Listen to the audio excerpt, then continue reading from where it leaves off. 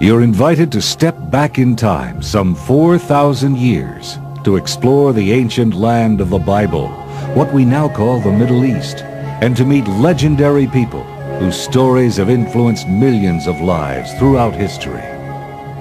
You'll see how God leads Abraham to his ultimate test of faith. Will he sacrifice his son at the Lord's command? You'll meet Abraham's son Isaac, whose twin sons Esau and Jacob, in a lifetime of conflict, battle for their birthright and their father's blessing. And you'll meet Jacob's handsome and compassionate son Joseph, sold as a slave into Egypt by his brothers, who eventually becomes one of the most powerful men in the court of Pharaoh. These are tales of intrigue, full of twists and turns, lies and deceptions, drama and passion. They are an integral part of history's most revered work of literature, the Bible. First, the story of Abraham and Sarah. We'll travel from the ancient Babylonian city of Ur, which is in modern-day Iraq, north to the city of Haran, in the region we now call southern Turkey, and then finally south into the land of Canaan, today part of Israel and Lebanon. This episode marks a great turning point in biblical history as God singles out one man and his family to receive his special revelation, care, and promises. What was so special about Abraham and Sarah, who were chosen to give birth not only to a great nation, but also to one of the most inspirational spiritual revolutions of all time? Actually, Abraham and Sarah were quite human, and even though he questioned and from time to time challenged the will of God, Abraham continued to exhibit faith, gratitude, and a unique loyalty to God on such a monumental scale that he deserves to be called, as he is, the father of us all.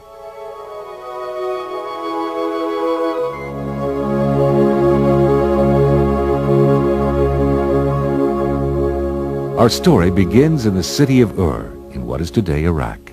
Here is where Abraham and Sarah spent their early years, about 2,000 years before the birth of Christ.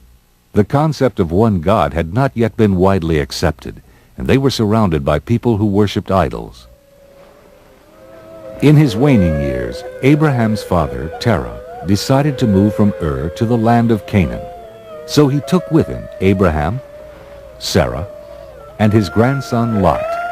They first traveled northward some 500 miles to Haran. Today, Haran is called Tel El Mugayar in southeastern Turkey. They settled there, and that is where Terah died. As the years went by, Abraham and Sarah lived an ordinary pastoral life, but there remained a tremendous void in their lives. They were never able to have children.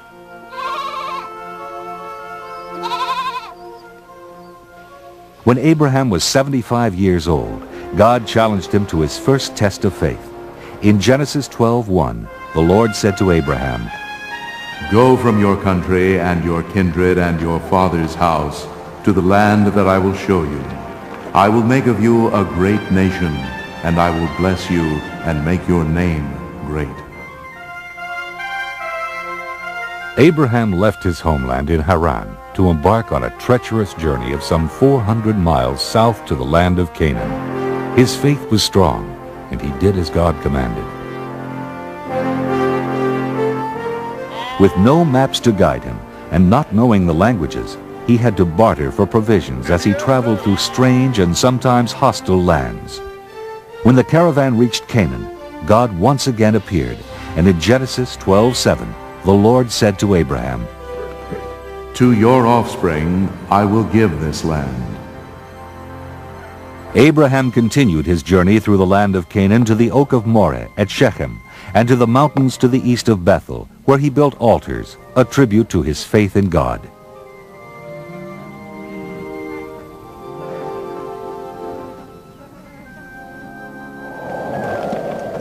As time passed, however, Abraham's faith appeared to waver. Here he was, as God had led him, in a foreign land surrounded by pagans, and he and Sarah still childless. How was he to give this land to his offspring when he didn't have any land and he didn't have any children? And to make matters even worse, a severe famine swept through Canaan. Abraham and Sarah could not survive if they were to remain in Canaan.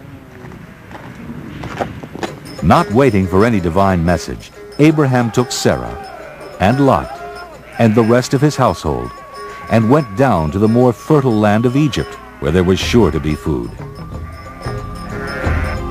Before entering Egypt, Abraham had known about the killing of husbands and the kidnapping of wives. Not yet ready to trust completely in God's promise to ensure his safety, that evening Abraham devised a plot that may very well have saved his life. He told Sarah, "You are a beautiful woman, and when the Egyptians see you, they will say, 'This is his wife,' and they will kill me, but they will let you live.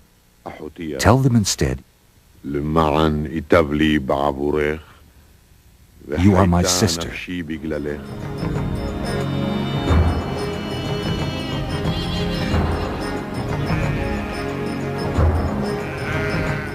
Just as Abraham had feared, the caravan was stopped as they entered Egypt.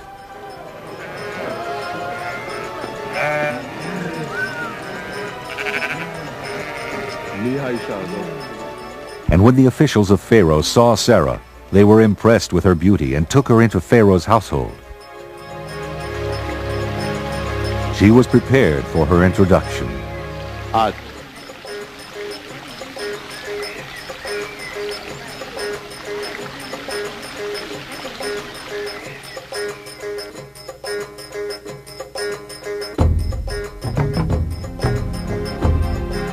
When she was presented to Pharaoh, he was taken with her exotic appearance and the fact that she was a stranger in his land. Of course, he had no idea that she was the wife of Abraham. Pharaoh had been told she was unmarried, and he took her for his wife. What was Sarah to do? She could not protest, for to do so she would have endangered Abraham. As time went on, the pleased Pharaoh rewarded Abraham with generous gifts. Gifts of camels, sheep, oxen, slaves, and donkeys.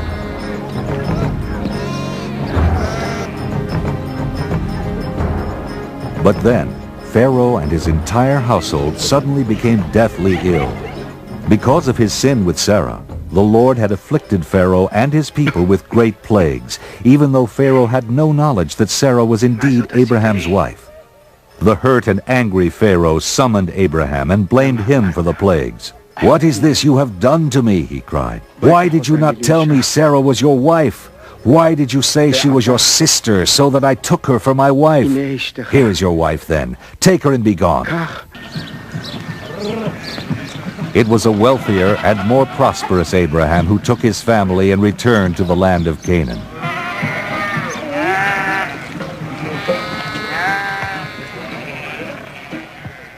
By then, Abraham and Lot, who was with him, owned so much cattle that their herdsmen were fighting each other for choice grazing lands.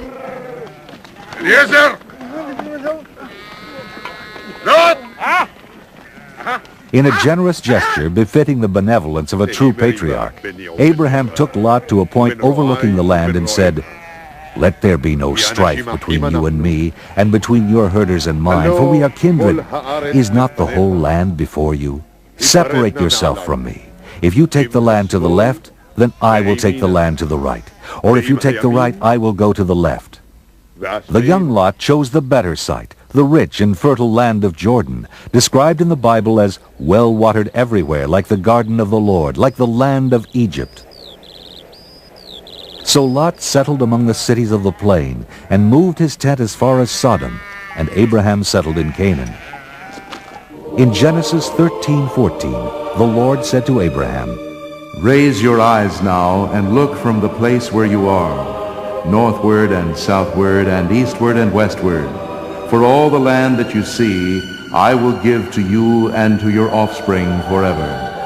I will make your offspring like the dust of the earth, so that if one can count the dust of the earth, your offspring also can be counted. Rise up, walk through the length and breadth of the land, for I will give it to you. Abraham led his household through the land of Canaan and eventually set up his tents in Mamre, as he was commanded by God. Here Abraham built an altar to the Lord.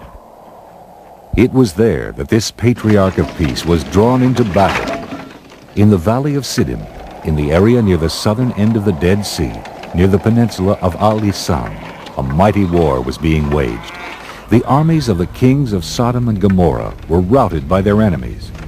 The people of Sodom and Gomorrah fled to the hills, while the enemy took all their goods and provisions. And along with them, they took Abraham's nephew Lot as a prisoner. One of the soldiers who had escaped came and told Abraham that Lot had been taken captive. That night, Abraham assembled the men of his house, according to the Bible, 318 of them, and took off after the enemy. Abraham's army caught up with them, and under the cover of darkness, they attacked. The surprised enemy was routed and defeated. Abraham rescued Lot and brought back all the goods that had been taken. For his heroism and his deeds in battle, Abraham was honored and blessed by Melchizedek, the king of Salem, an early name for Jerusalem, who is referred to in the Bible as a priest of God Most High, and Abraham gave him a tenth of everything.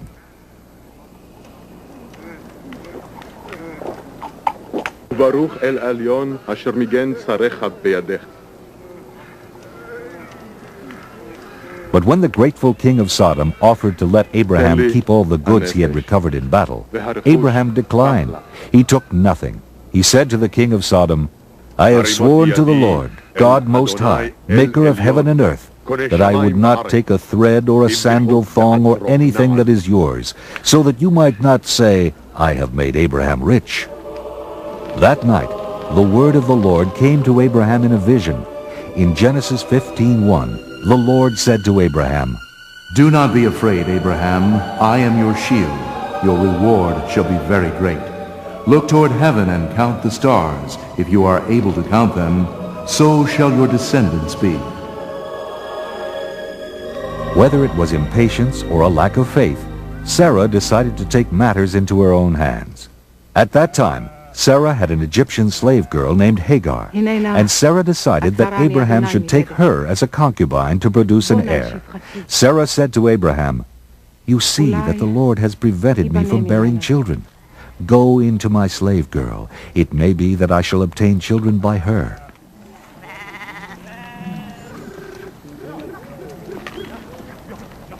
So after Abraham had lived 10 years in the land of Canaan, Sarah took Hagar, her slave girl, and gave her to her husband Abraham as a wife.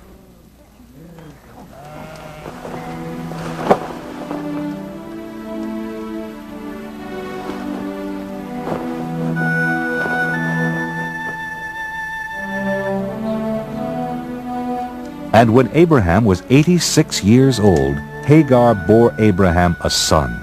They named the child Ishmael.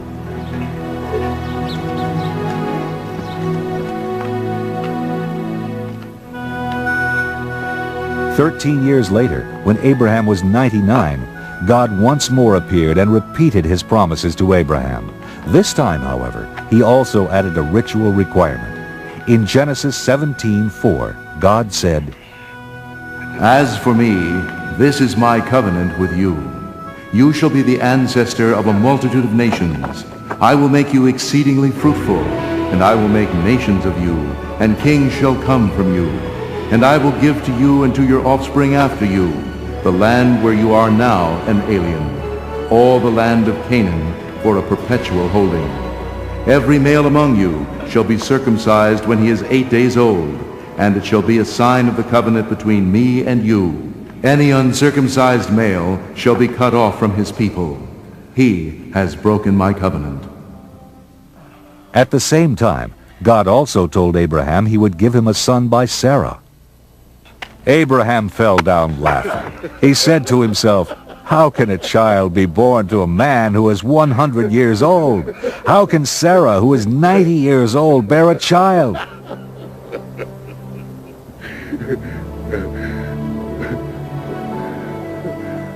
Abraham then pleaded that God might recognize his son Ishmael. לא ישמעאל, Oh, that Ishmael might live in your sight. In Genesis 17:19, God replied, No, but your wife Sarah shall bear you a son, and you shall name him Isaac. As for Ishmael, I have heard you. I will bless him and make him fruitful and exceedingly numerous.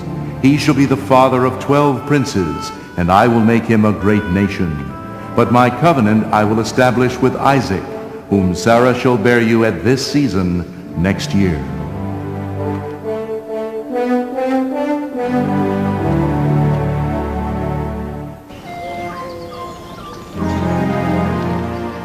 That very day, Abraham, with his son Ishmael, and all the men of his household, were circumcised.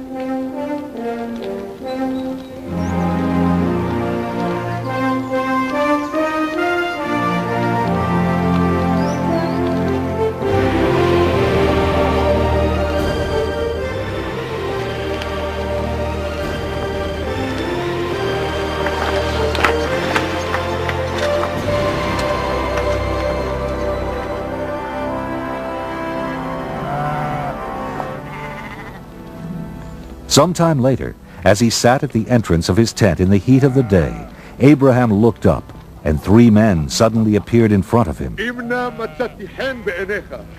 Abraham ran from the tent entrance to meet them and bowed down to the ground. In the tradition of Eastern hospitality, Abraham brought them water so they could wash their feet, and had Sarah and his servants prepare food for the visitors. Abraham set food before them, and they ate. They said to him, "Where is your wife Sarah?" And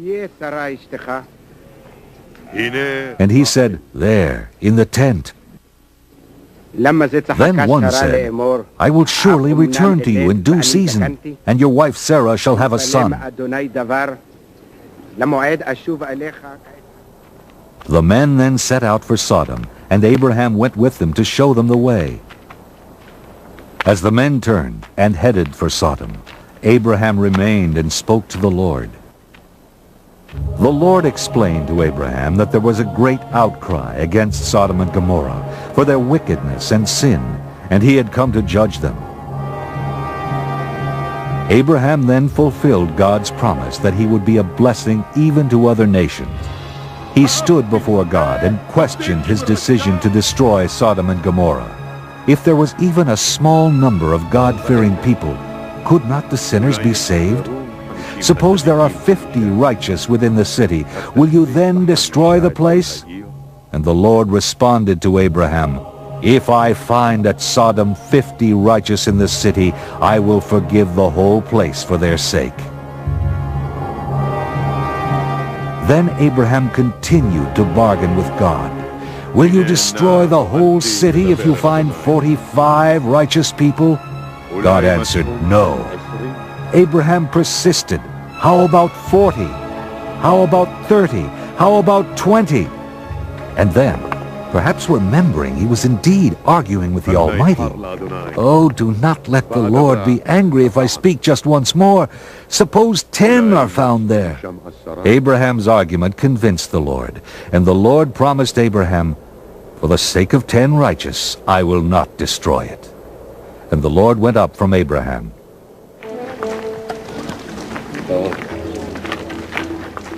That evening, as the 2 angels arrived in Sodom, Lot, Abraham's nephew, was sitting in the gateway. He greeted them and urged them to wash and rest and feast in his home, which they did. But before they could lie down to rest, all the men of the city, young and old, surrounded the house and shouted to Lot, "Where are the men who came to you tonight? Bring them out to us so that we may know them." Lot stood his ground and confronted the crowd and said, "I beg you, my brothers, do not act so wickedly. Look, I have 2 daughters who have not known a man. Let me bring them out to you, and do to them as you please. Only do nothing to these men, for they have come under the shelter of my roof." But the mob would have none of that. "Stand back," they yelled. "This fellow came here as an alien, and he would play the judge? Now we will deal worse with you than with them." Then they pressed hard against Lot, and came near the door to break it down. But the angels of the Lord stood before the crowd, and they struck with blindness the men who were at the door of the house, young and old, so that they were unable to find the door. Then the angels of the Lord told Lot the outcry against Sodom had become great before the Lord. "Take your family out of this place, for we are about to destroy it." When morning dawned, the angels once again urged Lot, saying, "Get up, take your wife and your 2 daughters, or else you will be consumed in the punishment of the city." When they were outside, the angel said, "Run for your life, flee to the hills, and do not look back or stop anywhere in the plain. For if you look back, you will perish." Then the Lord rained on Sodom and Gomorrah sulfur and fire from out of heaven, and he destroyed those cities, and all the plain, and all their inhabitants, and everything that grew on the ground. Lot, his daughters, and his wife struggled to escape.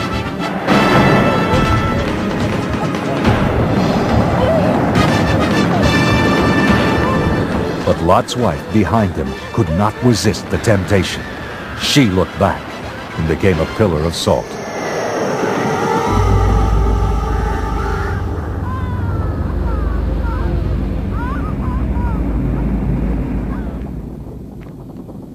Early the next morning, Abraham went to the place where he had stood before the Lord, and he gazed down toward Sodom and Gomorrah and the plain, and all he could see was the smoke rising, as it is described in the Bible, like the smoke of a furnace.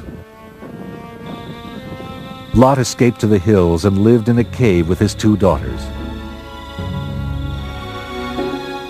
Worried that they would have no children, the older daughter said to the younger, "Come, let us make our father drink wine, and we will lie with him, so that we may preserve offspring through our father." So they made their father drink wine that night, and the older daughter went in and lay with her father. He did not know when she lay down or when she rose.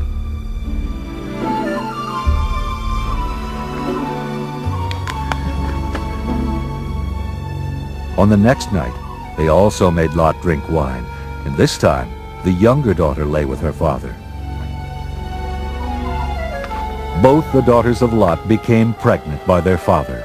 The older bore a son named Moab, who is the ancestor of the Moabites. The younger bore a son named Ben-Ami, who is the ancestor of the Ammonites.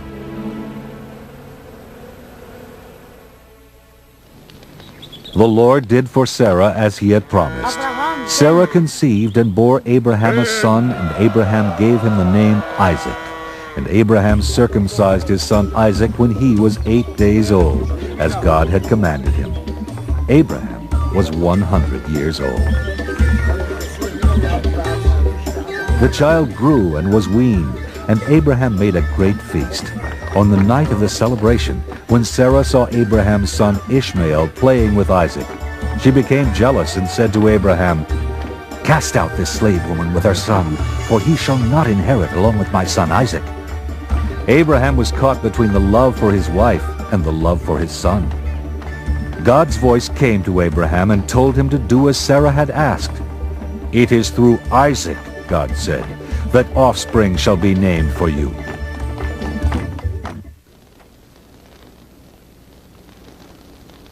So Abraham rose early in the morning and took bread and a skin of water and gave it to Hagar.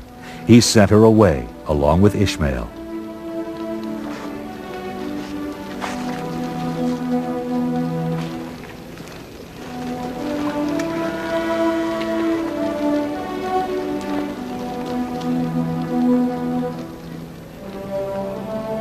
They wandered about in the wilderness of Beersheba.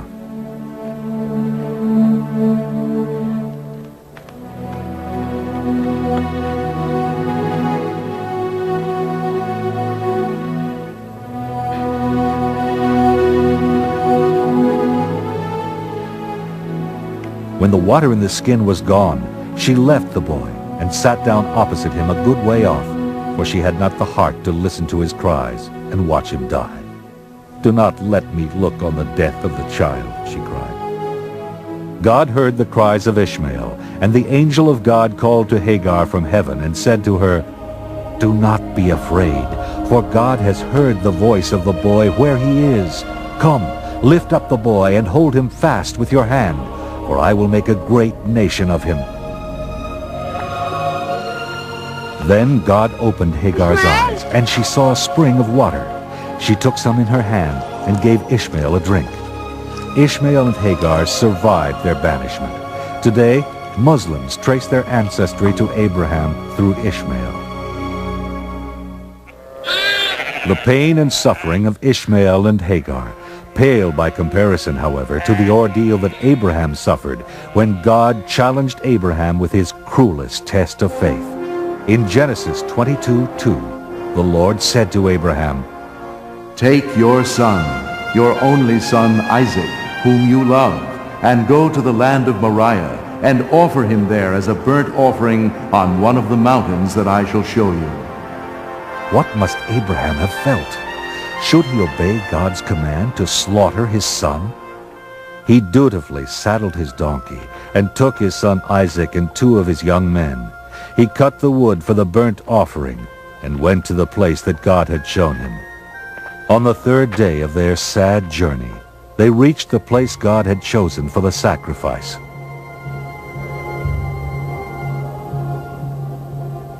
Abraham told the young men traveling with him to stay with the donkey, while Abraham and Isaac went ahead to worship. "We will come back to you," said Abraham. Abraham carried the fire and the knife, while Isaac carried the wood.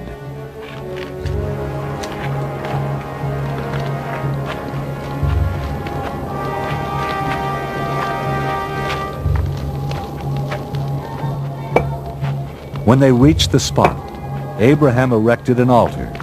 Isaac questioned his father. "The fire and the wood are here, but where is the lamb for the burnt offering?" Abraham then responded with the heart-rending words, "God will provide himself the lamb for a burnt offering, my son."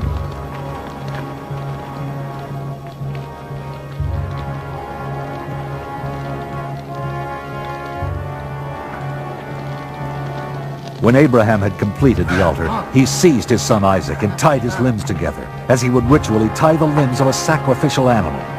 He laid Isaac on the pyre. He then reached out, and without revealing his feelings, he raised the knife and prepared to kill his son. Only then did the angel of the Lord intervene. "Abraham! Abraham!" he called. And Abraham responded, "Here I am!" The angel of the Lord said, "Do not lay your hand on the boy, or do anything to him. For now I know that you fear God, since you have not withheld your son, your only son, from him." And Abraham looked up and saw a ram caught in a thicket by its horns. The angel of the Lord called to Abraham a second time from heaven. "By myself I have sworn, says the Lord, because you have done this, and have not withheld your son, your only son, I will indeed bless you, and I will make your offspring as numerous as the stars of heaven, and as the sand that is on the seashore. And your offspring shall possess the gate of their enemies, and by your offspring shall all the nations of the earth gain blessings for themselves, because you have obeyed my voice." Genesis 22:15.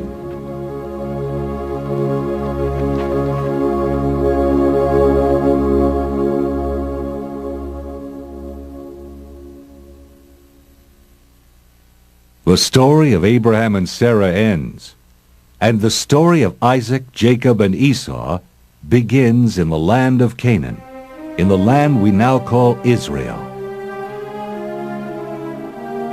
Scholars of the Bible often compare the life of Isaac with the life of Jesus, their miraculous births, and their unquestioning obedience at the time they were called upon to be sacrificed. Here is where those extraordinarily similar events took place, in Bethlehem, Jerusalem, Mamre, and Moriah, separated by 2,000 years and less than 50 miles. According to the Old Testament, Isaac's mother, Sarah, died when she was 127 years old in Hebron, in the land of Canaan. Abraham, Isaac, and her loved ones mourned and wept, and buried her in a cave facing Mamre. 3 years later, when Isaac was 40 years old, Abraham ordered his oldest, most trusted servant to find a wife for Isaac. In the tradition of the times, Abraham had him place his hand under his thigh and made him swear by the Lord that he would not choose a wife for Isaac from the Canaanites among whom they were living. Instead, Abraham wanted his servant to go back to Abraham's ancestral lands in Padan Aram, where he might find a more suitable wife for Isaac. "But suppose the woman doesn't want to follow me back here," asked the servant. "Shall I take Isaac back to your homeland?" "No, you must promise me that you will not take Isaac back there." And Abraham explained that if the woman was unwilling to follow him, the servant would be free from the oath he had sworn. The faithful old servant then took 10 of his master's camels, loaded them with beautiful gifts, and set off for the city of Nahor, which is close to Haran. He reached the outskirts of the city toward evening and had his camels kneel down beside the well of water. The women of the town were already out to draw water from the well.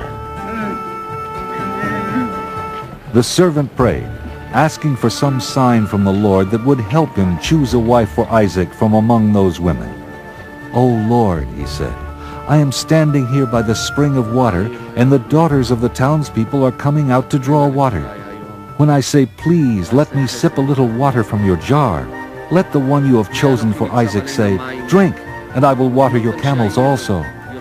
Even before he had finished praying, the beautiful Rebekah, daughter of one of Abraham's nephews, appeared with a water jar on her shoulder.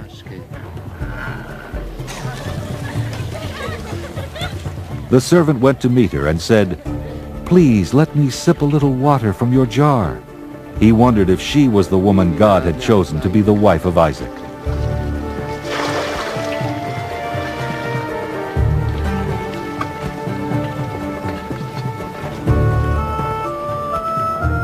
Then Rebekah answered. She answered with a sign from God. "Drink, my lord, and I will draw water for your camels also." The servant knew then that God had chosen Rebekah to be the wife of Isaac, and asked if there was room for him to spend the night in her father's house.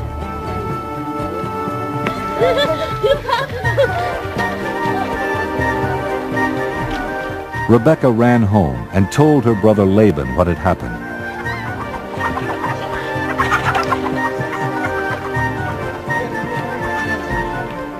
And Laban returned to the spring to invite the stranger and his party into their home. Before they ate, the servant told Rebekah's family that he had been sent by Abraham to find a wife for Isaac. And recognizing that the servant was blessed by the Lord, they agreed to let Rebekah leave with him. The next morning, Rebekah and her maids prepared for the long trip back to Canaan. Then they mounted the camels and went with the servant to meet Isaac.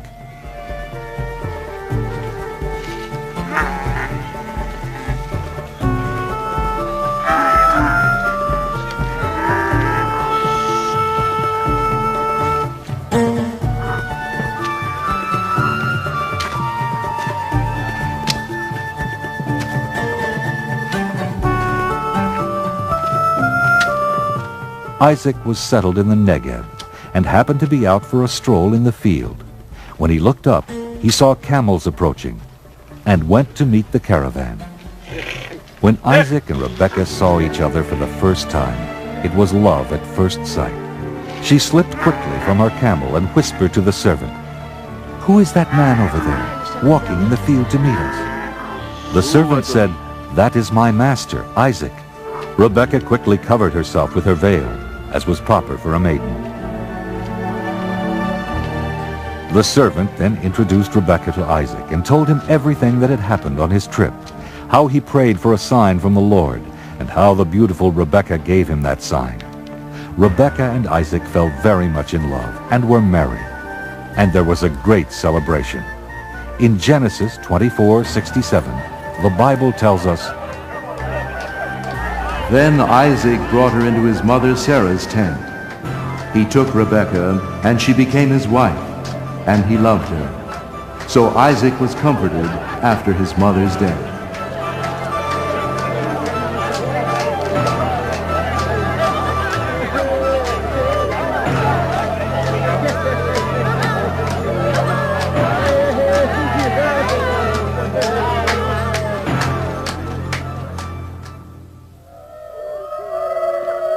Abraham lived to the age of 175, as the Bible describes him, an old man and full of years. His sons, Isaac and Ishmael, came together for the last time to bury their beloved father in the cave of Machpelah, in the field east of Mamre, where they had buried Sarah. After Abraham died, God blessed Isaac, and Isaac and Rebekah settled at Beer Lahai Roi.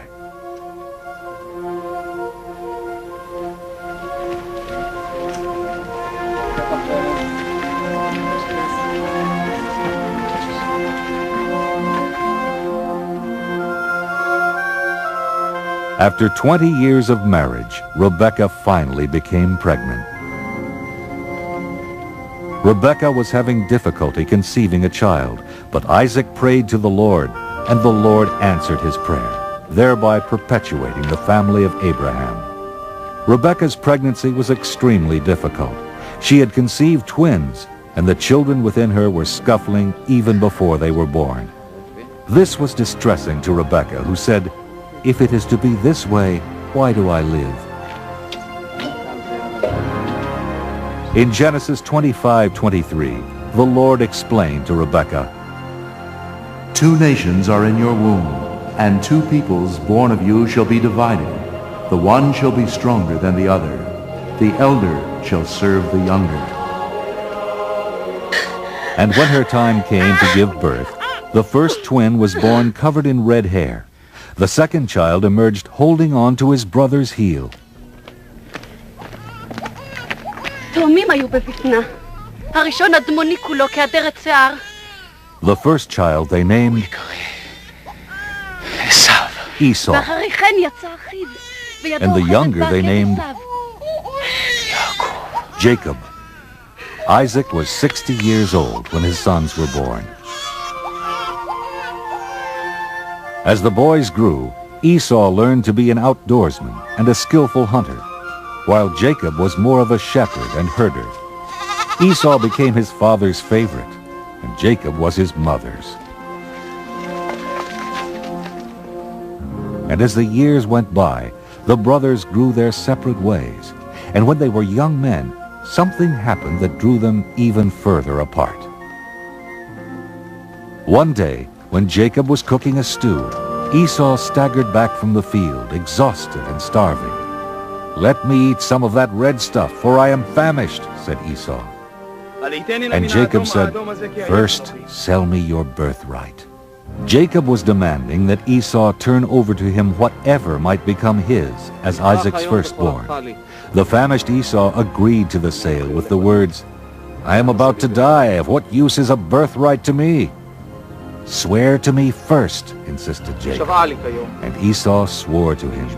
Only then did Jacob offer him food, and only later did the full effect of this oath become apparent.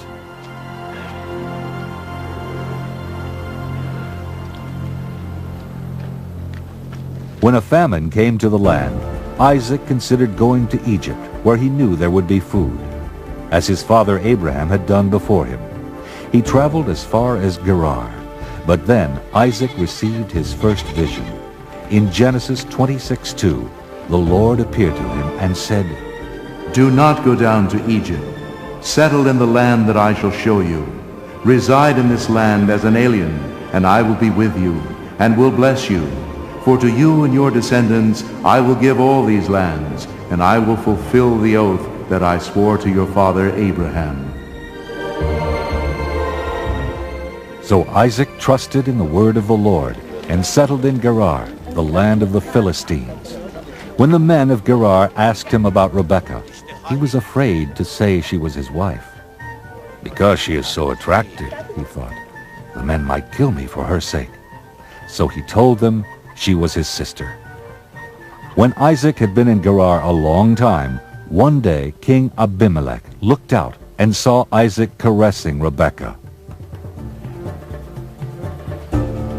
He called for Isaac and said, "So she is your wife. Why then did you say she was your sister?" Isaac then explained that he was fearful that if he said she was his wife, he might be killed for her sake. Abimelech was upset with Isaac. "What have you done to us? One of the people might easily have lain with your wife, and you would have brought guilt upon us." But sensing the hand of the Lord, Abimelech warned all the people, "Whoever touches this man or his wife shall be put to death." The Lord blessed Isaac so abundantly that his crops reaped 100-fold, and he became very wealthy. From there, Isaac went up to Beersheba, where the Lord appeared to him. In Genesis 26:24, the Lord said to him, I am the God of your father Abraham. Do not be afraid, for I am with you, and will bless you and make your offspring numerous for my servant Abraham's sake. In Genesis 27:1, we read of Isaac as old and rather feeble. His eyes were dim so that he could not see. He called to his firstborn and favorite son, Esau, for he wanted to give him his blessing. To understand the full impact of this story, it is important to know that according to ancient belief, blessings or curses were powerful acts because they had the power to produce the intended results. A blessing, once given, could neither be withdrawn nor given to another, for it came from God. Here is where God's prophecy to Rebekah before her sons were born is fulfilled. The elder shall serve the younger. Isaac told Esau to take his weapons and hunt game, and then prepare a savory dish for him before he gave him his blessing. Rebekah overheard Isaac's instructions to Esau and quickly devised a plan so that Jacob, her favorite son, would receive the blessing from Isaac. She told Jacob to choose 2 choice kids from the household flock and bring them to her, so that she might prepare savory food for Isaac. She then explained to Jacob, "You shall take it to your father to eat, so that he may bless you before he dies." But Jacob was fearful that his father would see through the deception. "Look," he said, "my brother Esau is a hairy man, and I am a man of smooth skin. If my father were to feel me, he would know I was Jacob, not Esau, and he'd bring his curse upon me rather than his blessing." "Let your curse be on me," she said. "Obey my word and get them for me."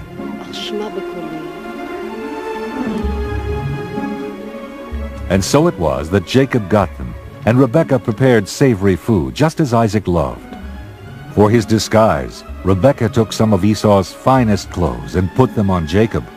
She put the skins of the kids on his wrists and hands, and on the smooth part of his neck.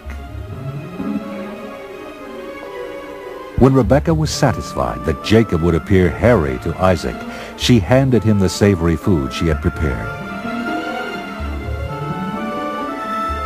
Jacob entered the tent and called to his father. "My father," he said. "Who are you, my son?" asked the old man. "I am Esau, your firstborn. I have done as you told me. Now sit up and eat of my game, so that you may bless me." Isaac was suspicious. "How is it you hunted the game and cooked it so quickly, my son?"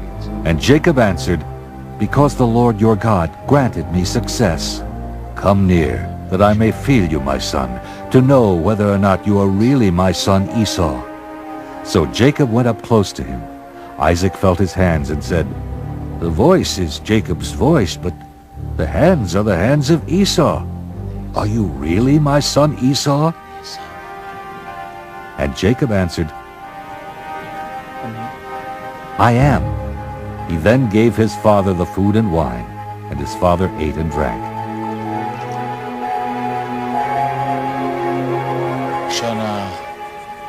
After having eaten, Isaac said to Jacob, "Come near and kiss me, my son." Jacob came near and kissed him, and Isaac smelled the smell of Esau's clothing. And now convinced he was Esau, he gave Jacob his blessing.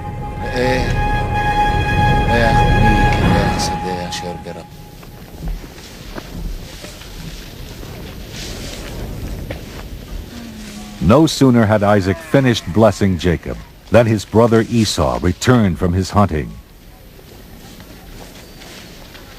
When Esau went into his father with the food he had prepared, Isaac asked, "Who are you?" Esau answered, "I am your firstborn son, Esau." Isaac then realized he had been deceived, and he asked Esau, "Who was it then that hunted game and brought it to me before you came, and I have blessed him? Yes, and blessed he shall be." When Esau heard his father's words, he cried out with an exceedingly great and bitter cry, and pleaded with his father, "Bless me, me also, father." But Isaac said, "Your brother came deceitfully, and he has stolen your blessing." "He has supplanted me twice," cried Esau. "First he took away my birthright, and now he has taken away my blessing. Have you not reserved a blessing for me?" Then Isaac answered Esau's plea, "I have already made him your lord, and I have given him all his brothers as servants, with grain and wine to sustain him. What then can I do for you, my son?" "Have you only one blessing?" cried Esau. "Bless me, me also, father." And Esau lifted up his voice and wept. There was nothing Isaac could do. The deed was done, and Esau had lost the blessing he should have received as the firstborn son. Now Esau hated Jacob for what he had done, and Esau vowed that once his father died, he would kill Jacob. Esau's threat reached Rebekah, and she explained to Jacob, "Your brother is consoling himself by planning to kill you." She then instructed Jacob to flee at once to Haran, where he could stay with her brother Laban. "Until Esau forgets what you have done to him, then I will send for you and bring you back from there. Why should I lose both of you in one day?" Then Isaac called Jacob and once again blessed him, and ordered him not to marry any of the Canaanite women, but to go at once to Padan Aram and take one of the daughters of Rebekah's brother Laban as a wife.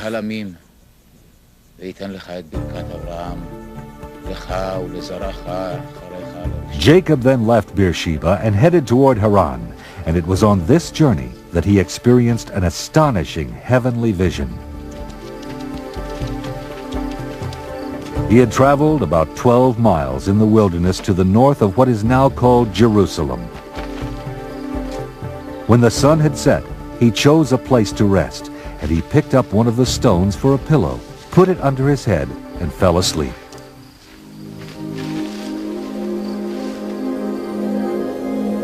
He dreamed there was a ladder suspended between heaven and earth, and the angels of God were ascending and descending on it. And the Lord stood beside him. And in Genesis 28:13, he said to Jacob, "I am the Lord, the God of Abraham your father, and the God of Isaac. The land on which you lie I will give to you and to your offspring. And your offspring shall be like the dust of the earth. And you shall spread abroad to the west, and to the east, and to the north, and to the south.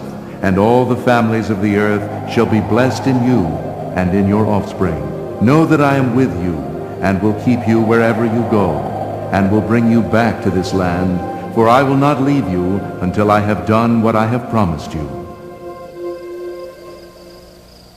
When Jacob awoke from his sleep, he said, "How awesome is this place! This is none other than the house of God, and this is the gate of heaven." He anointed with oil the stone upon which he had slept, setting it apart for God's use, and named the place Bethel, meaning house of God. He also vowed to give God 1/10 of his earnings, or a tithe, if he were, as God had promised, to return safely to Canaan.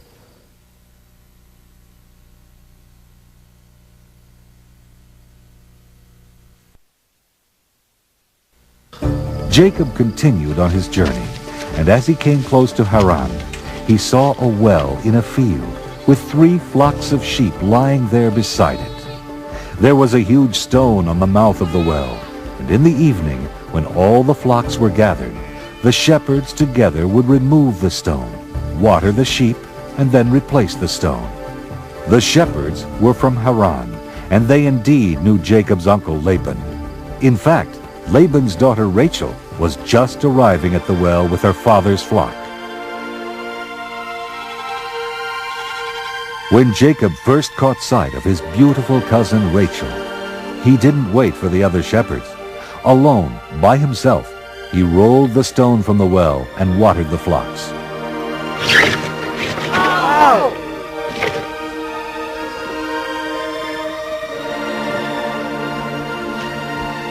Rachel was immediately taken with the stranger, as he was with her. Could this be the woman from Haran that Jacob would be taking for his wife?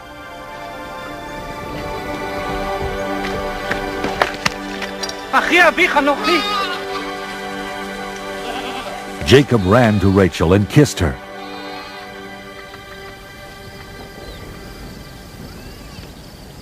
He explained he was her father's relative, and she ran home to tell him.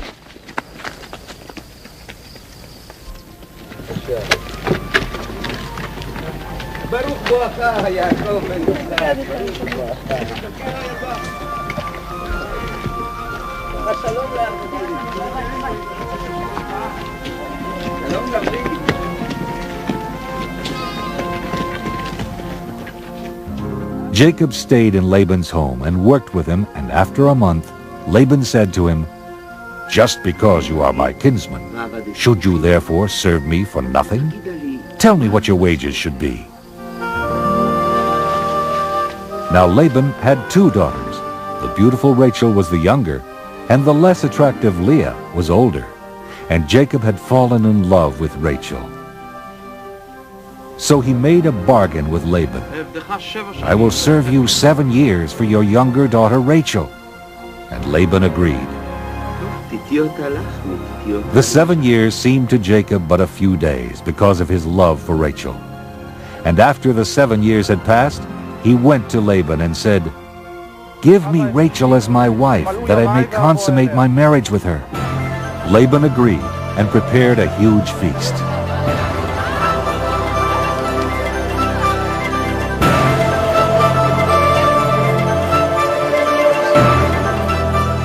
On the wedding night, there was great joy and celebration.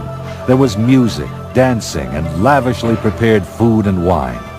During the ceremony, and in the tradition of the times, the bride was veiled, and what Jacob did not realize was that Laban had tricked him. Behind the wedding veil was not Rachel, whom he loved, but Leah, her sister. For 7 years, Jacob had dreamed about this day, and he was perhaps the most excited of all who had come to celebrate with him. He ate and drank and danced and partied through the day and on into the night. Not for one moment did Jacob suspect that Laban would deceive him. He had no reason to doubt that he was marrying his first love, Rachel. And on his wedding night, he thought he had taken Rachel into his tent. Jacob did not discover until the next morning that he had consummated the marriage not with Rachel, but with her older sister Leah. He was devastated. "What is this you have done to me?" cried Jacob to Laban. "Did I not serve you for 7 years for Rachel?" Laban calmly explained that local custom required that the older daughter be married first. However, he told Jacob if he would finish the bridal week with Leah, he would give him Rachel, if he would serve him for another 7 years.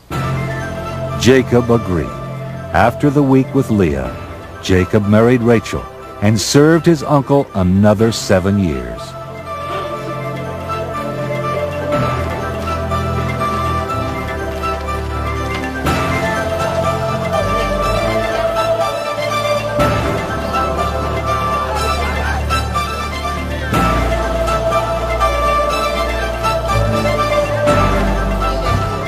Leah, the unloved wife, proved to be fertile, while the much-loved Rachel did not conceive for many years. Leah had 4 sons, Reuben and Simeon and Levi, and Judah. But like Sarah and Rebekah before her, Rachel also had difficulty conceiving a child. Since she failed to bear children, she became envious of her sister and offered her maidservant Bilhah to Jacob, that she may have children through her. Bilhah conceived and gave birth to Dan, and then a second son, Naphtali. And when Leah ceased to have children, she offered her maidservant Zilpah to Jacob. And she bore Jacob 2 sons, Gad and Asher. Leah then bore 2 more sons, Issachar and Zebulun, and a daughter, Dinah. Then finally, God remembered Rachel. He heard her prayers, and she bore a son, and this child they named Joseph. All told, 11 of the 12 ancestors of the 12 tribes of Israel were born during Jacob's 20 years of exile. Benjamin was yet to be born. After Joseph was born, Jacob spent 6 more years working for Laban. He was awaiting his mother's message that it was safe to return to his homeland, and he wanted to provide for his own household. For his wages, Jacob made an unusual request of Laban. In Genesis 30:31, Jacob says, You shall not give me anything. Let me pass through all your flock today, removing from it every speckled and spotted sheep, and every black lamb, and the spotted and speckled among the goats, and such shall be my wages. Laban agreed to the bargain, and Jacob left reassured. Once again, however, Laban tried to deceive Jacob. As soon as they parted, Laban had his sons remove every one of those animals from his flock. This time, Jacob realized he was being cheated, and he had to protect himself from Laban and his kinsmen. God was watching over Jacob, however, and he saw to it that despite Laban's underhanded ways, Jacob's flocks grew larger and stronger, and Jacob became prosperous. The more prosperous he became, the more envious Laban and his kinsmen became. In Genesis 31:3, the Lord said to Jacob, Return to the land of your fathers, where you were born, and I will be with you.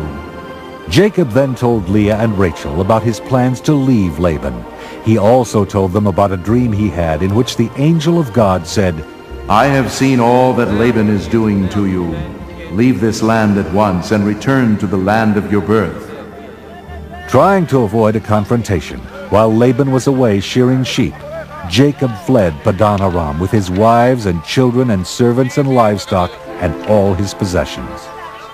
Before they left, and unbeknownst to anyone else, Rachel stole her father's household idols, which were precious to him, since they ensured his leadership of the family. She hid them in the saddlebags of her camel.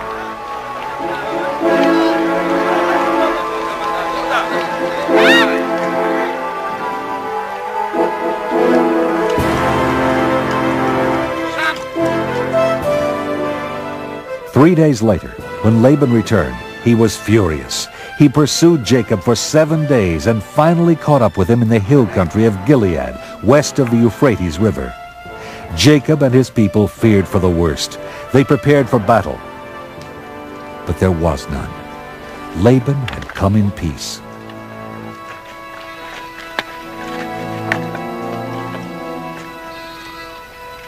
He was not looking for a fight, as much as he was looking for an explanation. Not only was Laban insulted that Jacob had left secretly, not even allowing him to kiss his daughters and grandchildren goodbye, but he was further upset by the idea that Jacob had stolen his teraphim, the images of his household gods. Jacob was indignant at having been accused of stealing the idols. He not only swore he didn't have the idols, but he also promised he would kill anyone found with them. He invited Laban to search the camp.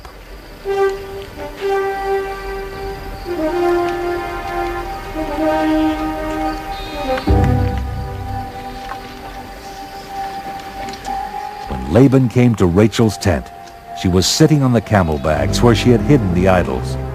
Rachel pleaded that she could not rise, for the way of women was upon her.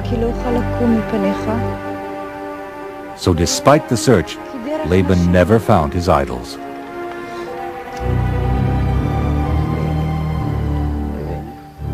Afterwards, Jacob and Laban made a pact of peace. The following day, Laban kissed his daughters and grandchildren goodbye, and the two men and their parties went their separate ways.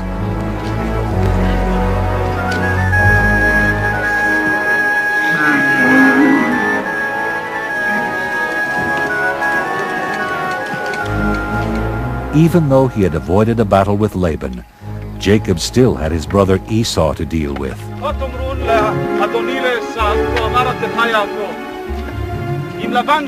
He decided to send messengers ahead to Esau in the land of Seir, the country of Edom. He told them to tell Esau that he had been living with Laban as an alien and had been detained there until now.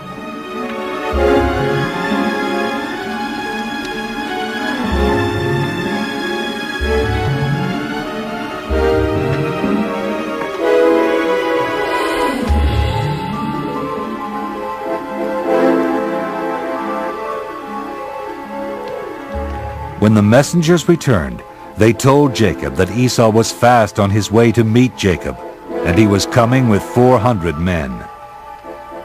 Jacob panicked. He and his party were no match for 400 men, and he was afraid that Esau would kill them all. He did what he could.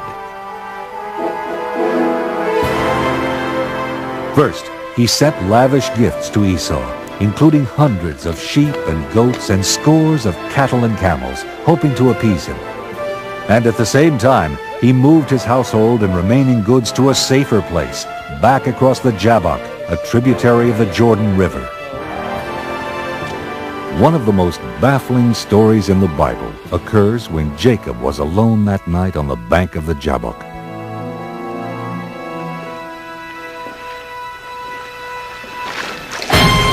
Suddenly, he found himself wrestling in the dark with a mysterious stranger. Religious scholars for generations have debated the significance of this wrestling match. Does it symbolize the Israelites' persistent struggles with the Lord and the divine blessing it earned? Is it the battle every human must undergo with the forces of evil?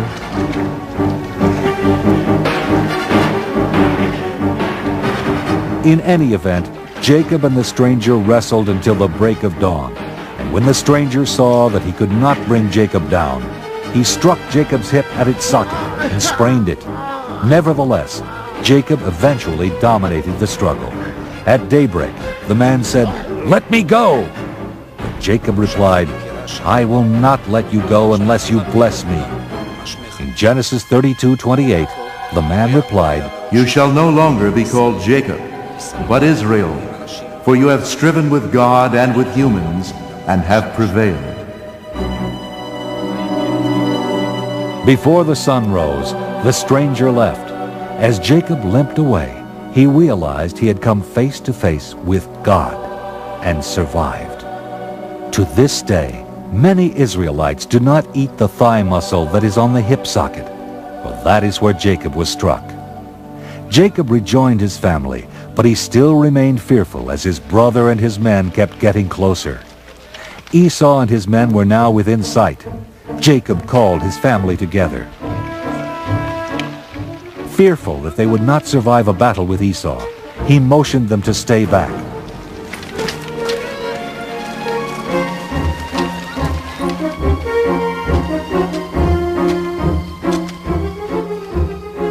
When Esau came closer, Jacob bowed to the ground 7 times.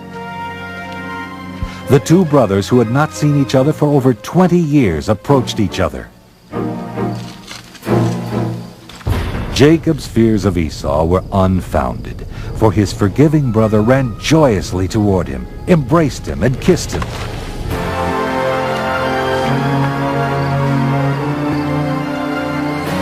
Esau asked Jacob what he meant by sending all those gifts. And Jacob replied, "To find favor with my Lord." But Esau said, I have enough, my brother. Keep what you have for yourself. But Jacob insisted, and Esau finally accepted the gifts.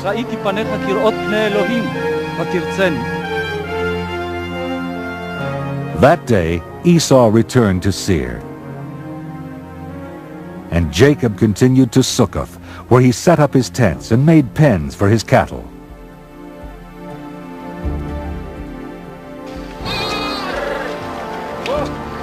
Many years later, Jacob finally arrived safely at Shechem in the Promised Land, the land of Canaan, and he set up camp within sight of the city.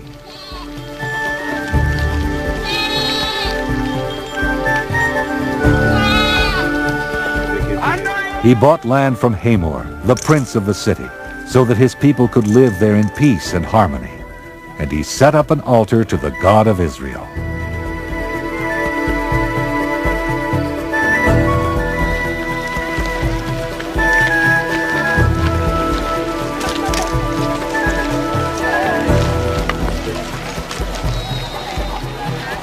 When Dinah, the daughter of Jacob and Leah, went out to visit some of the women of the land, Hamor's son, Shechem, seized her and raped her.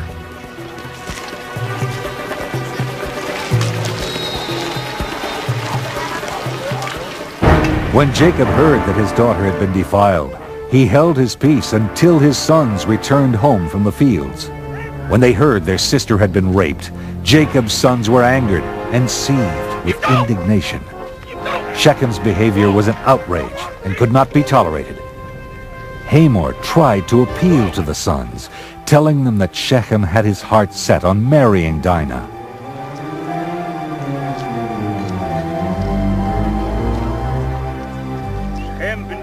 And then Shechem himself appealed to Jacob and his sons, telling them no matter how high they set the bride price, he would pay whatever they asked. Only give me the girl to be my wife. We cannot do this thing, replied the brothers, to give our sister to one who is uncircumcised, for that would be a disgrace to us. Only on this condition will we consent to you, that you will become as we are, and every male among you be circumcised. But if you will not listen to us and be circumcised, then we will take our daughter and be gone.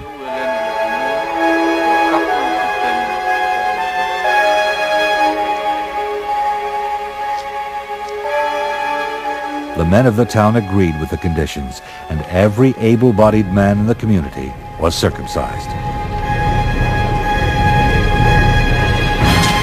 On the third day, when all the men of the town were still in pain, recovering from their circumcisions, Dinah's brothers Simeon and Levi, two of Jacob's sons, took their swords and advanced against the city without any resistance, and they massacred every male.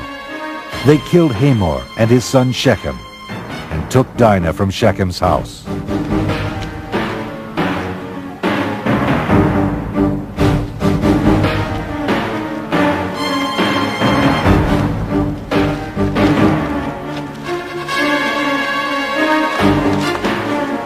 Then the other sons of Jacob followed up the slaughter and continued to sack the city of Shechem.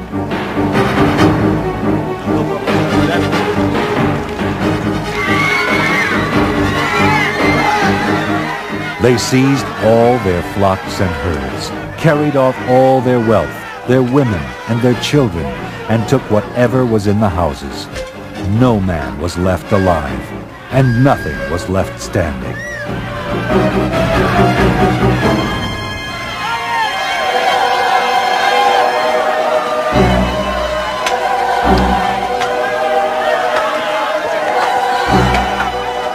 Jacob was gravely disturbed. He told Simeon and Levi they had brought great trouble to him and his family by making him odious to the inhabitants of the land. My numbers are few, he said, and if they gather themselves against me and attack me, I shall be destroyed. But the two sons continued to defend their action, arguing, should our sister be treated like a whore? Shortly thereafter, Jacob left Shechem, and in Genesis 35:1, the Lord said to Jacob, Arise, go up to Bethel and settle there. Make an altar there to the God who appeared to you when you fled from your brother Esau." So Jacob and all his people journeyed to Bethel in the land of Canaan. There, on the site of the vision of the angels on the ladder, he restored the altar he had built 20 years earlier. Once again, God appeared to Jacob and blessed him. In Genesis 35:9, God said to Jacob, "Your name is Jacob. No longer shall you be called Jacob, but Israel shall be your name. I am God Almighty. Be fruitful and multiply. A nation and a company of nations shall come from you. The land that I gave to Abraham and Isaac I will give to you, and I will give the land to your offspring after you." Even after all these years, Isaac was still alive, and Jacob decided to visit him. On the journey, Rachel went into labor, not far from Bethlehem, where 2,000 years later, and just a few miles away, Jesus was born.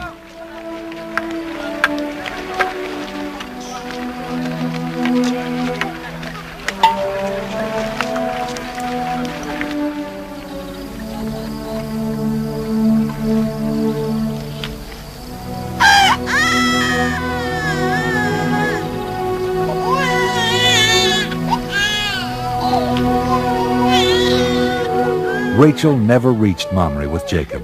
While giving birth to Benjamin, her second son, she died.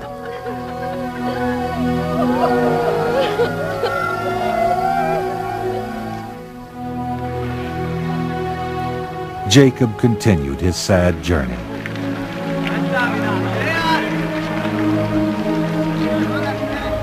Soon after he arrived in Mamre, his father, Isaac, also died. He was 180 years old.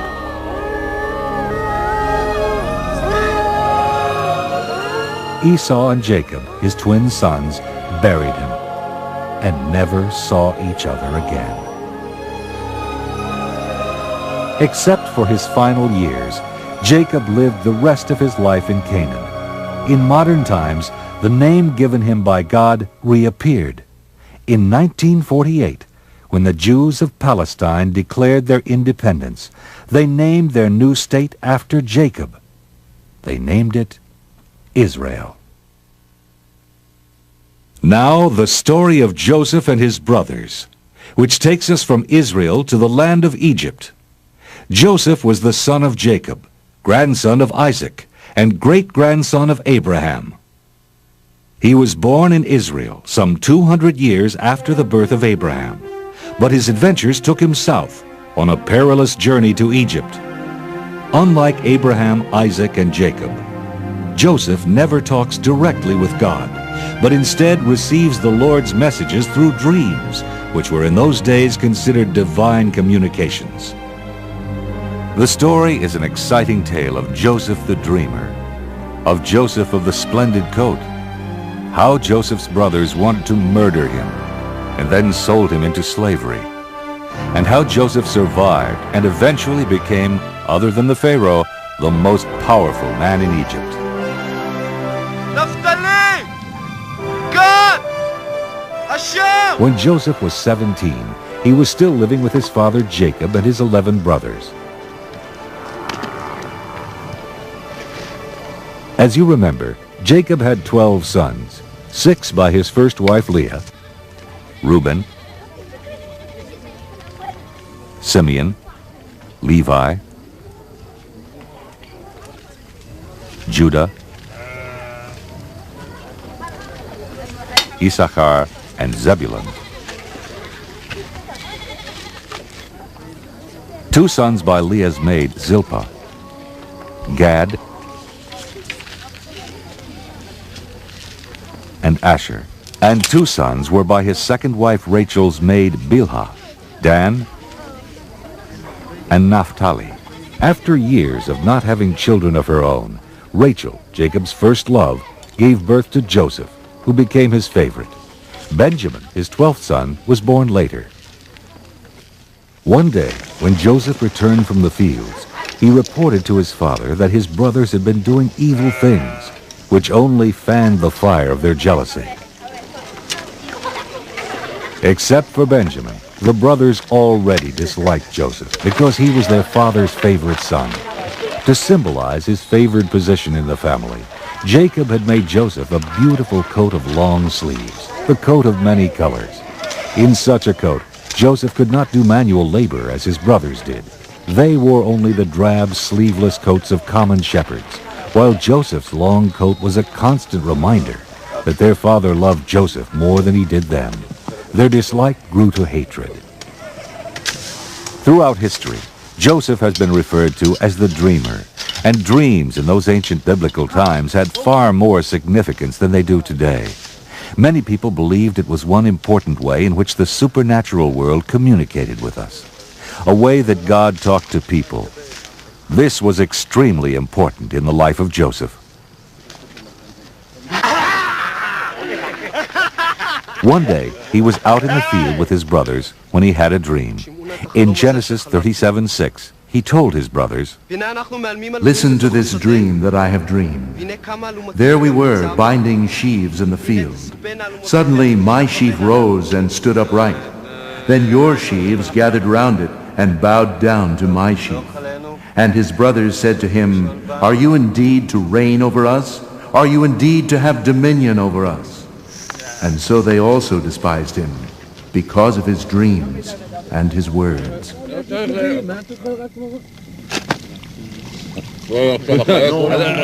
Then Joseph had another dream, in which his brothers all bowed down to him.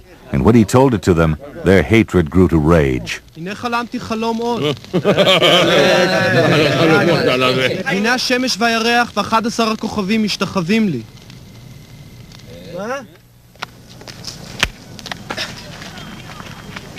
לוי! שמעון! So it was that when they were out tending the flock one morning, and they saw Joseph approaching in his elegant coat, they said, Let's kill him and get rid of him once and for all. לכו ונהרגהו, ונשליכהו לאחד הבורות, ואמרנו כחיה רעה חלת הוא.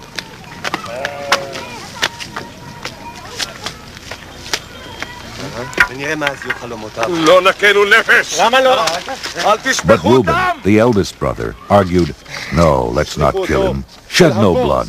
Why don't we just throw him into this dry well here in the wilderness?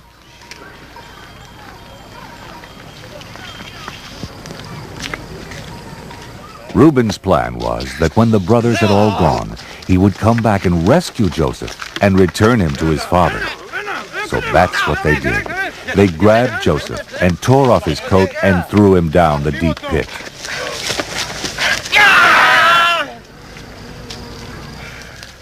Sometime later, when Reuben was away, the other brothers saw a caravan of Ishmaelites approaching, and Judah said, What's the profit in slaying our brother?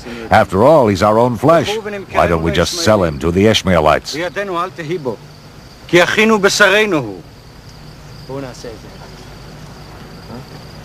They all agreed and hauled Joseph out of the well and sold him to the Ishmaelites for 20 shekels of silver.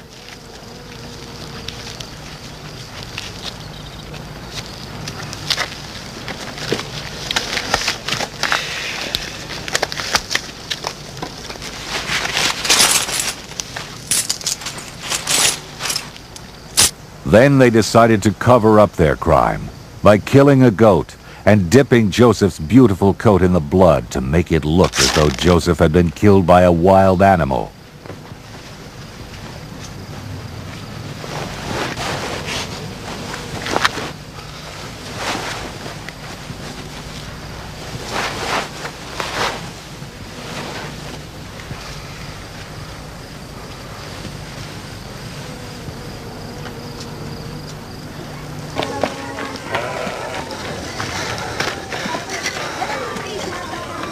זאת מצאנו.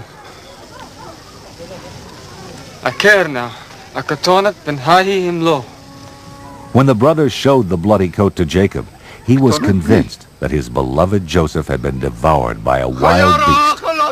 As the Bible tells us in Genesis 37:34.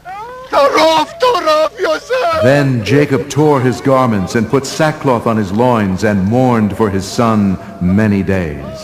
And all his sons and daughters rose up to comfort him, but he refused to be comforted. Thus his father wept for him. על בני הבן שולה!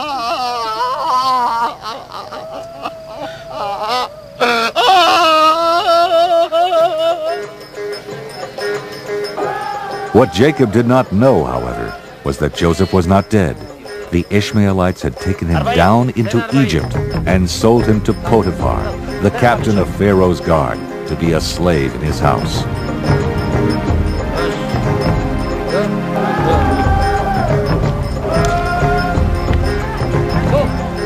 God, however, continued to watch over Joseph, as we learn from Genesis 39:2. The Lord was with Joseph, and his masters saw that the Lord was with him, and that the Lord caused all that he did to prosper in his hands. So Joseph found favor in his sight, and he made him overseer of his house, and put him in charge of all that he had. The Lord blessed the Egyptian's house for Joseph's sake.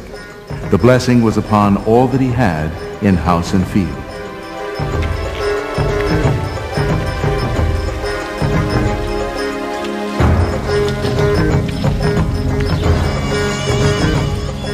Now Joseph was handsome and good-looking, and after a time his master's wife cast her eyes on Joseph and said, "Lie with me." But Joseph refused and said to his master's wife, "Look, with me here my master has no concern about anything in the house, and he has put everything he has in my hand. He is not greater in this house than I am, nor has he kept back anything from me except yourself, because you are his wife. How then could I do this great wickedness and sin against God?"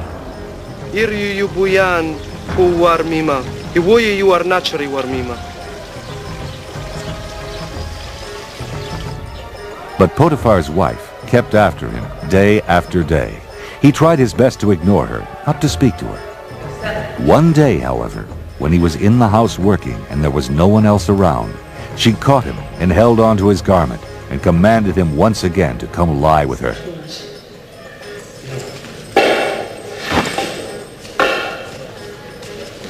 He tore away from her and fled, leaving his garment in her hand. Potiphar's wife was furious with Joseph's rejection, and she was determined to punish him. She screamed for help. "See, my husband has brought among us a Hebrew to insult us. He came in and tried to lie with me, and when I screamed, he fled. But he left his garment behind."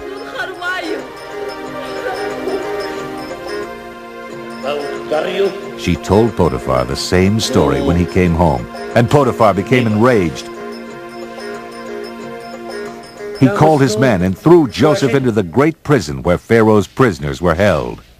And there Joseph stayed, but he was not alone. The Lord was with him, as we are told in Genesis 39:21. The Lord was with Joseph and showed him steadfast love. He gave him favor in the sight of the chief jailer. The chief jailer committed to Joseph's care all the prisoners who were in prison, and whatever was done there, he was the one who did it. The chief jailer paid no heed to anything that was in Joseph's care, because the Lord was with him, and whatever he did, the Lord made it prosper. Sometime after this, 2 new prisoners arrived. One was the chief cupbearer of the Pharaoh, and the other was his chief baker. They had somehow angered the king, and he had sent them to prison.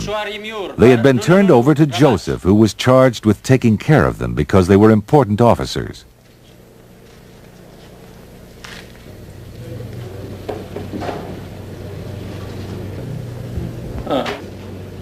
One night, both of these new prisoners had troubling dreams, all the more troubling since dreams were considered messages from God.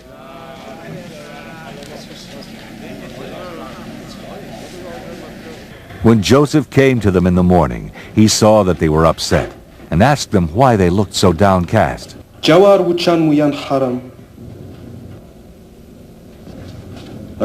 They told him that they had dreams, but they had no one to interpret them. And Joseph told them, with God's help, he would interpret their dreams. The chief cupbearer told him that he had dreamed of a vine with 3 branches, and that the branches blossomed and then ripened into clusters of grapes.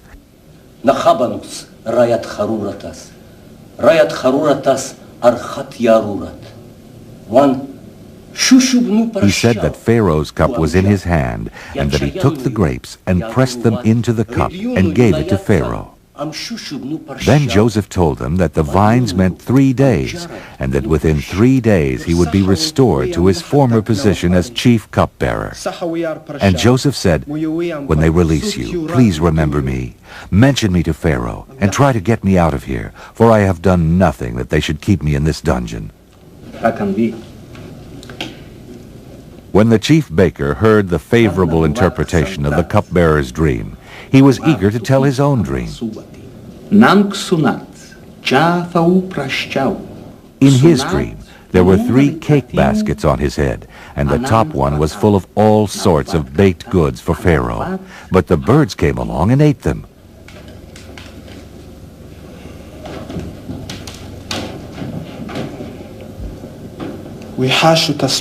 And Joseph said, "This is the interpretation. The 3 baskets are 3 days. In 3 days Pharaoh will lift up your head from you and hang you on a tree, and the birds will eat the flesh from you."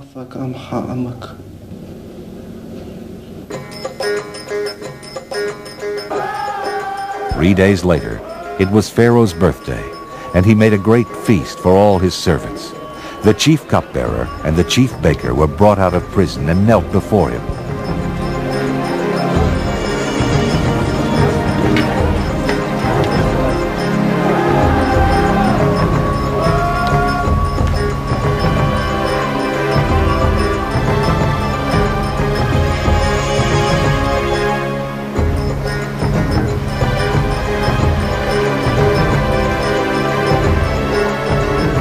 He restored the chief cupbearer to his former position, and he placed the cup in Pharaoh's hand.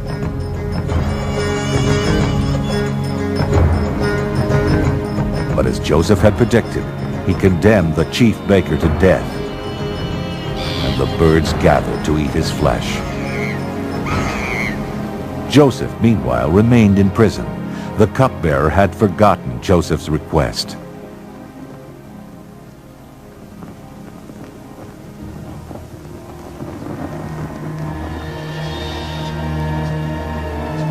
One night, 2 years later, Pharaoh had a dream which awakened him. But he went back to sleep.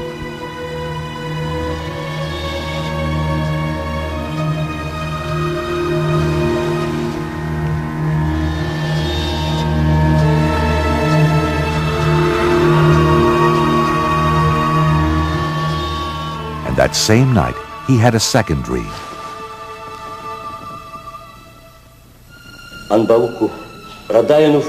In the morning, the 2 dreams troubled him so much, he sent for all the magicians and wise men of Egypt to explain what the dreams had meant.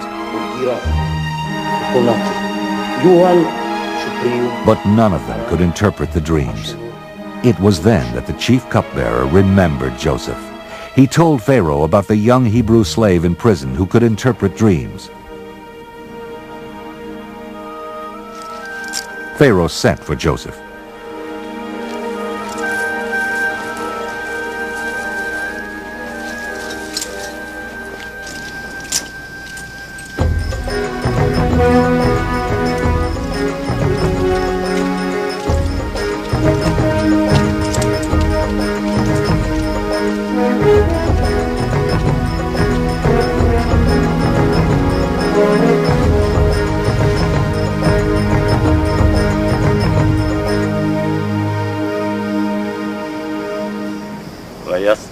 And when Joseph appeared before him, Pharaoh said, "I hear you can interpret dreams."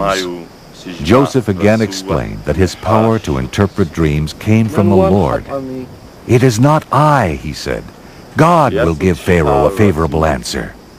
Then Pharaoh said, "I dreamed I was standing on the banks of the Nile and saw 7 sleek fat cows grazing on the reeds, and 7 gaunt, thin, starving cows came up and ate the 7 fat cows.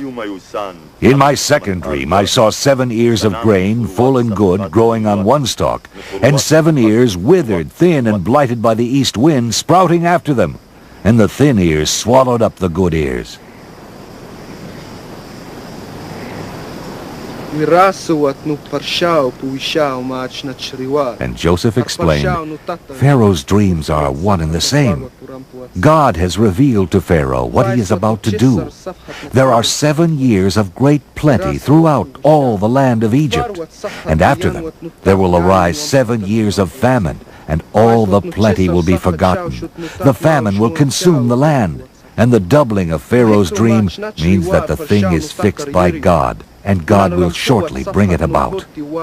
Then Joseph told Pharaoh that he should appoint a wise and discreet man and make him overseer of all the land. This man would have the power to take 1/5 of all the grain during the 7 years of plenty and stockpile it to be used during the 7 years of famine. Pharaoh thought that would be a good idea, and he also believed that Joseph was the perfect man for the job.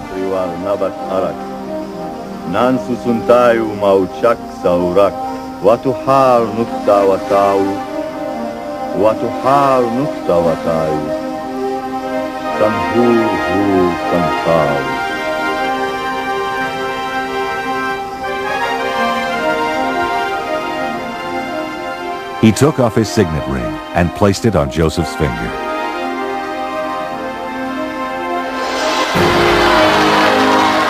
And he gave him Asenath, the daughter of a high priest, to be his wife.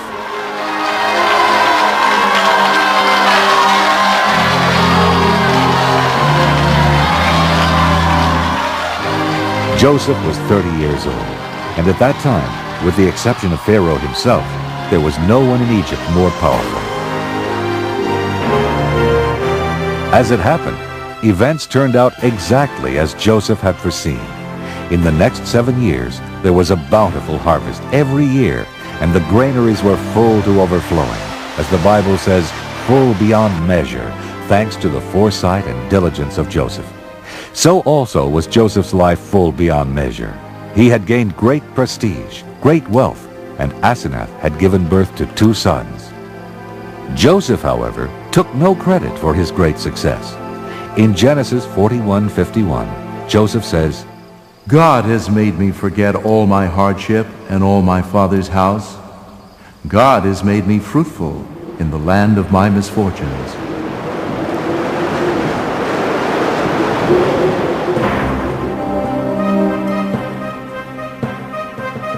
And then, as Joseph had predicted, after 7 years of plenty, there then came 7 years of famine, not just in Egypt, but throughout the world. Joseph continued to be in charge and oversaw the distribution of grain to the starving people. Not only was there enough grain for the Egyptians, but there was enough to be sold to other people as well. As the Bible says, all the earth came to buy grain from Joseph.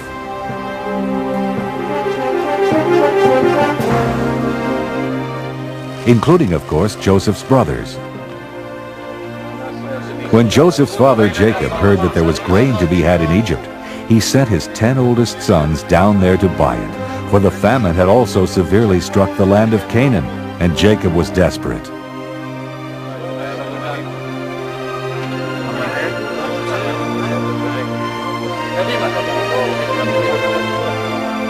Benjamin. He kept Benjamin, his youngest son, by his side because he was afraid that harm might come to him on the journey.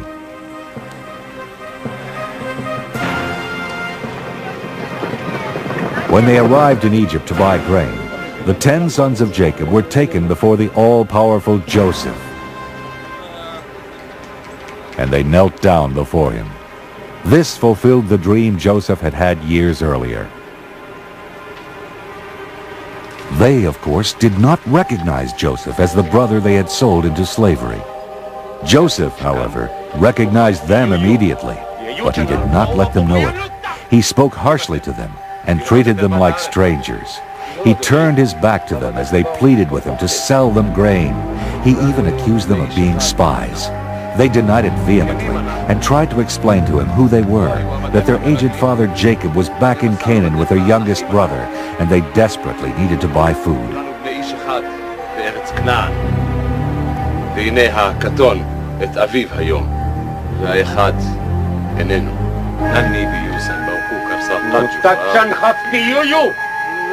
Joseph pretended he did not believe them and threw them into prison. 3 days later, when he felt that they had suffered enough, he went to them and offered them a bargain. "I will put you to a test," he said. "I will sell you the grain, but you must leave one of you here as hostage. Return home and come back with your younger brother, and I shall know you are telling me the truth, and you shall not die."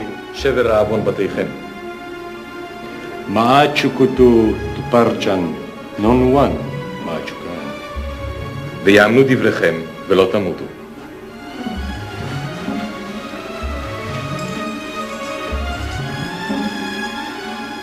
The brothers agreed to do this and argued their predicament among themselves.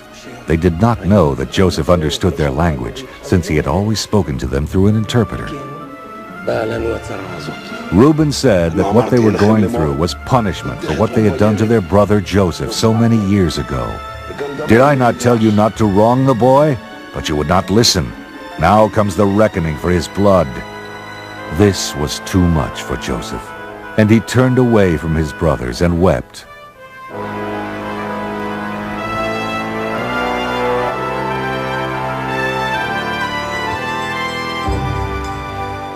Then he returned to them and picked out Simeon as a hostage.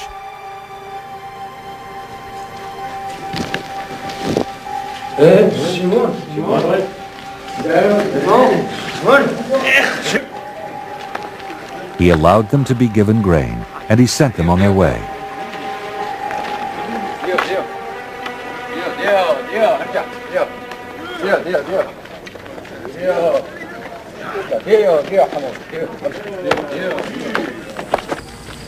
When they got back to Canaan, they told their father what had happened to them in Egypt. He was in despair. In Genesis 42:36, Jacob cries out, I am the one you have bereaved of children. Joseph is no more, and Simeon is no more.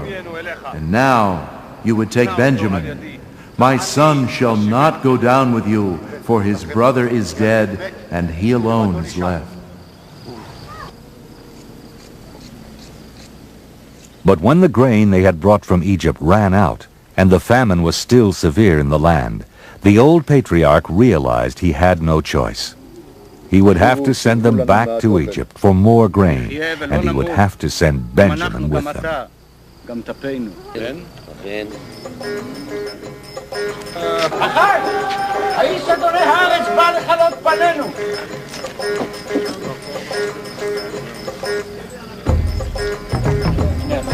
When the brothers arrived in Egypt and once again stood before the mighty Joseph, their reception was entirely different. Joseph was delighted to see Benjamin with them, and he ordered his steward to take them to his house and slaughter an animal, and he would dine with them at noon.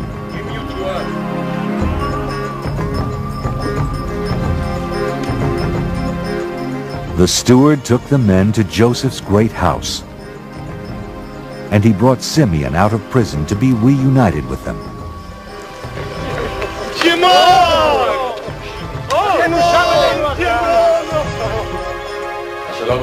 Joseph joined them at noon and asked them about their father, and paid particular attention to his younger brother Benjamin. They still did not recognize Joseph as their long-lost brother. According to the Bible, they drank and were merry with him, a far cry from the harsh and hostile treatment they had experienced before. Then Joseph commanded his steward to fill their bags with food, as much as they can carry.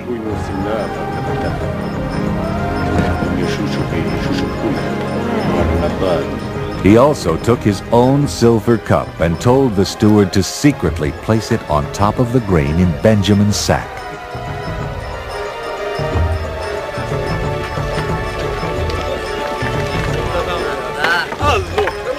By morning's light, the brothers were on their way home.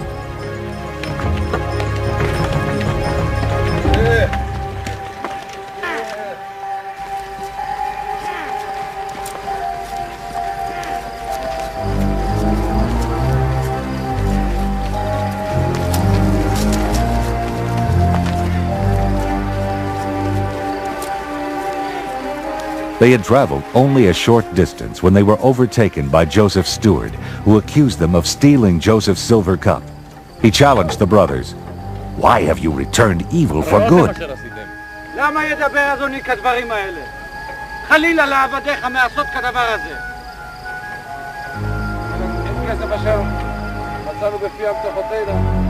Naturally, the brothers were amazed and vehemently denied it. "Why should we do such a thing?" they said. "If it be found with any of us, let him die. Moreover, the rest of us will become your slaves." "So be it," said the steward. "He who has it shall be my slave. The rest of you shall go free."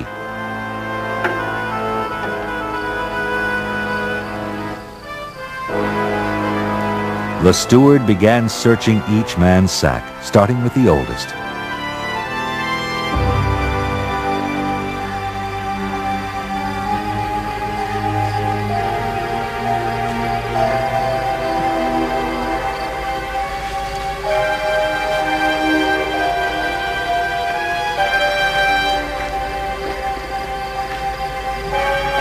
The last sack the steward searched was Benjamin's.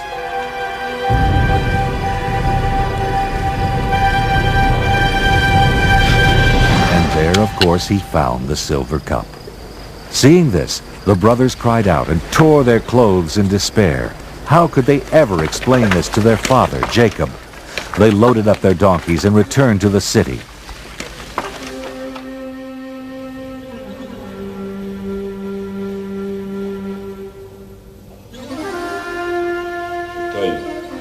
They stood in fear before the now stern Joseph, who said, "What deed is this that you have done?" Judah stepped forward and pleaded eloquently with Joseph, telling him about his father and his love for Benjamin, the only remaining child of his old age.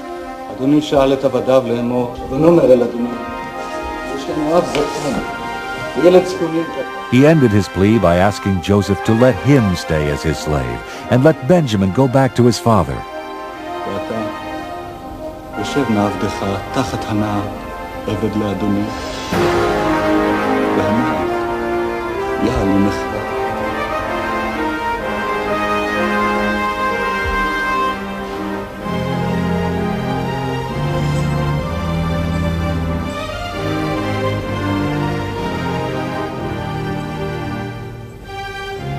Judah's plea was too much for Joseph.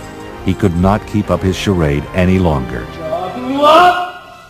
He cried out and sent all the Egyptians out of the room, and he wept so loudly that all the Egyptians could hear him, and also the household of Pharaoh. The brothers were dismayed at this.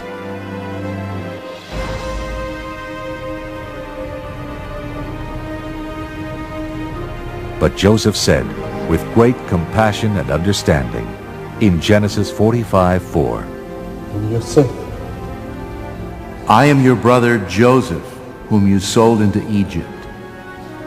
And now, do not be distressed or angry with yourselves because you sold me here. For God sent me before you to preserve life. For the famine has been in the land these 2 years, and there are 5 more years in which there will be neither plowing nor harvest. God sent me before you to preserve for you a remnant on earth, and to keep alive for you many survivors.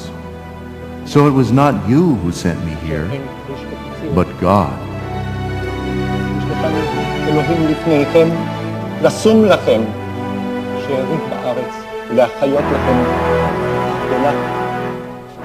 When Pharaoh heard that Joseph had been reunited with his brothers, he was very pleased.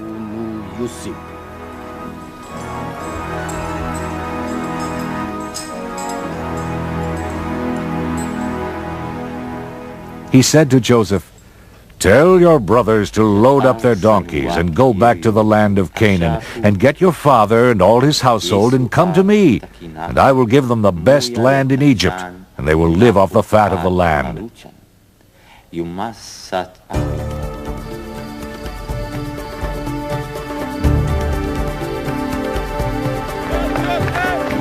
When they returned home, and Jacob heard the whole story, that his son Joseph was alive and the governor of all Egypt, he was stunned. and at first he didn't believe them.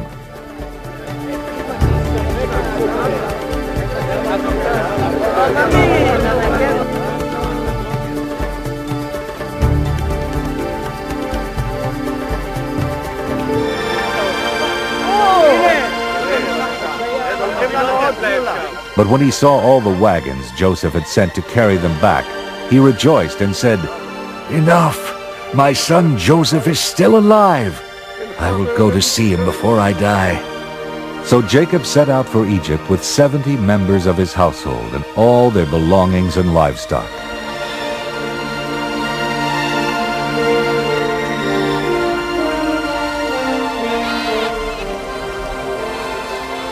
They stopped in Beersheba to offer a sacrifice to God, and that night God made Jacob a promise that has become central to the history of the Hebrews. In Genesis 46:2, God says, Jacob, Jacob, I am God, the God of your father. Do not be afraid to go down to Egypt, for I will make you a great nation there. I myself will go down with you to Egypt, and I will also bring you up again.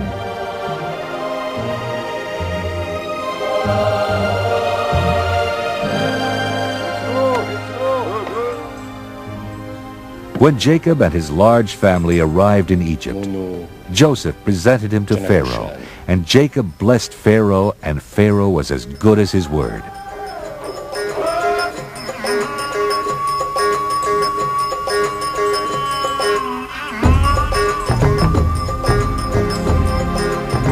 He instructed Joseph to settle his father and his brothers in the region of Goshen, which is a fertile area in the northeastern part of the Nile Delta, and see that they had food and anything else they needed.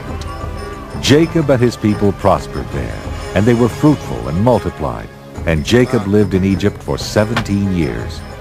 During that time, Joseph became even more wealthy and powerful. By trading grain for land and services, he effectively abolished private property and established a kind of feudal system that was very profitable for the pharaohs and for Joseph himself.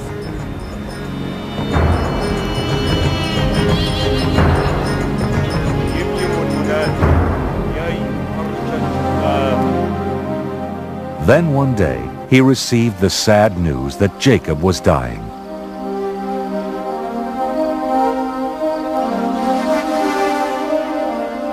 הנה אביך חולה.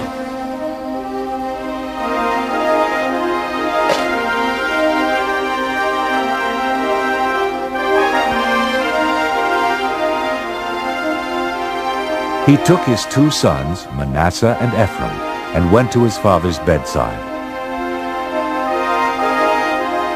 Then Jacob blessed Joseph and his 2 boys.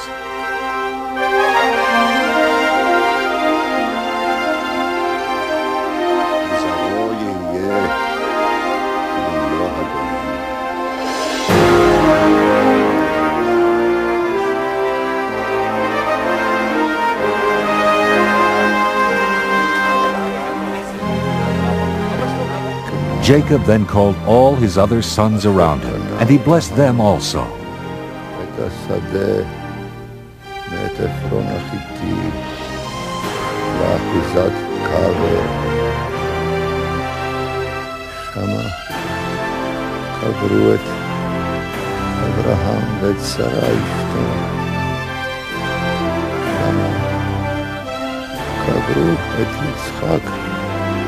את רבקה אשתו,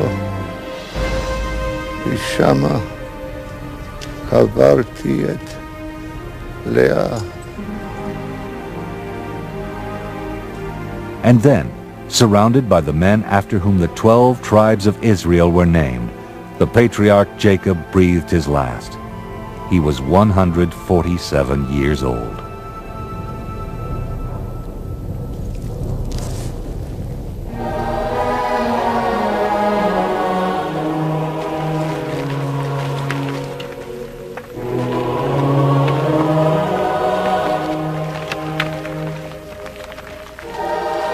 Joseph and Benjamin and all their brothers took their father's body back to the land of Canaan, and they buried him in the cave at Mamre.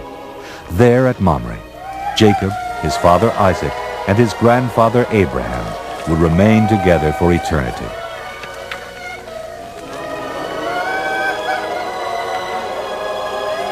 Joseph returned to Egypt, where he had a large family of grandchildren and great-grandchildren.